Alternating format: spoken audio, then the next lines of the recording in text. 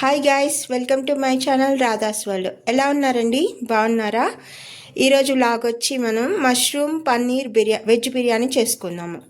దానికి కావాల్సిన పదార్థాలు మష్రూమ్స్, పన్నీర్, క్యారెట్, ఆలు, బీన్స్, ఉల్లిపాయ, పచ్చిమిర్చి, నానబెట్టిన రైస్, పుదీనా, దానికి కావాల్సిన మసాలా దినుసులు పట్టా, లవంగా, జాజిపత్రి, కాజు, సాల్ట్, ఆయిల్, నెయ్యి. తయారు చేసుకునే విధానం చూద్దాం.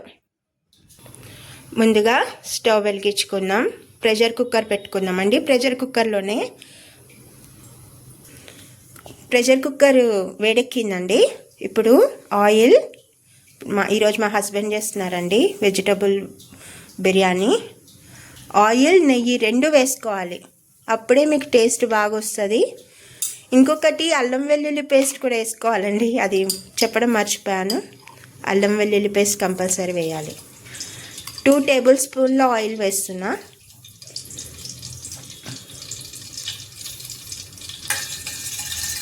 తగినంత ఆయిల్ వేసుకోవాలండి.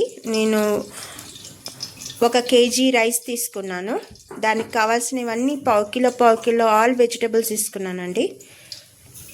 ఇప్పుడు ఆయిల్ వేడెక్కుతుంది.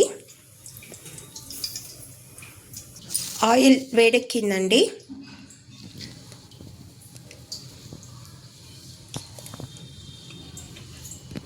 ముందుగా మసాలా దినుసులు వేసుకోవాలండి.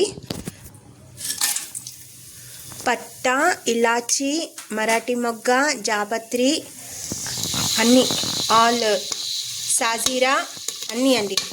చిటపట అంటున్నాయి. ఇప్పుడు ఆనియన్స్ వేసుకోవాలండి. ఆనియన్స్ అండ్ పచ్చిమిర్చి. ఉల్లిపాయ రంగు మారిందండి. ఇప్పుడు 2 టేబుల్ స్పూన్ల అల్లం వెల్లుల్లి పేస్ట్ వేసుకుందాము. ఫ్రెష్గా నురుకుంది అయితే బాగుంటుందండి. అప్పటికప్పుడు నిల్వ ఉన్నదైతే అంత టేస్ట్ రాదండి. తర్వాత పుదీనా వేద్దాం. అల్లం పేస్ట్, పుదీనా అంతా కలిసేటట్టు కలపాలండి. అల్లం వెల్లుల్లి పేస్ట్ పచ్చివాసన పోయే వరకు వేపాలండి. తర్వాత కాజు కూడా వేపాలి.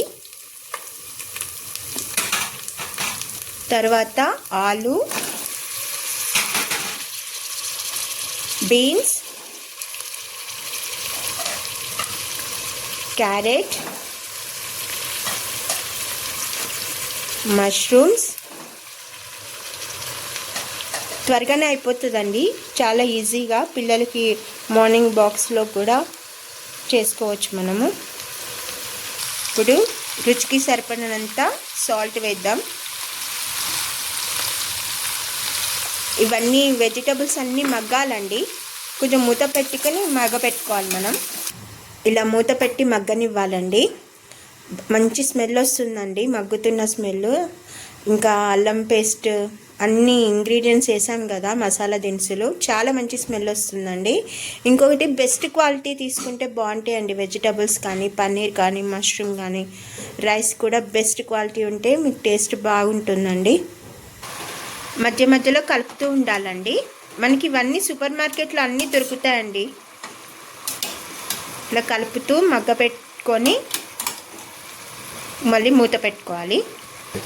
ఇలా మగ్గాలండి బాగా. కలర్ చేంజ్ అయిన వెజిటబుల్స్ అన్నీ. ఇప్పుడు పన్నీర్ వేసుకుందాం. పన్నీర్ వేసాం కదా, మగ్గుతుందండి. వాటరు, వెజిటబుల్లో వాటర్ కూడా కొంచెం వస్తున్నాయండి. ఇప్పుడు మనం రైస్ వేసుకుందామండి. మనము 1 కేజీ కదా నానబెట్టిన రైస్ వేసుకుంటున్నాము. 1 అవర్ కంపల్సరీ నానబెట్టాలండి. పాత రైస్ కదా, 1 అవర్ నానబెట్టాలి. నానబెట్టి ఇప్పుడు రైస్ వేసుకొని కలుపుకోవాలండి. ఎక్కువ పన్నీర్ వేసినప్పుడు మనం గరిటెతో ఎక్కువ కలపొద్దండి, ఎందుకంటే చితిరిపోతుంది పన్నీరు. ఇప్పుడు రైస్, వెజిటబుల్స్ అన్నీ గరిటెతో కలపాలండి ఒకసారి. ఇప్పుడు మనము ఎసరు పోసుకుందాము. వాటర్కి ఒక డబ్బా వాటర్కి 1 డబ్బాని వాటర్ పోయాలండి.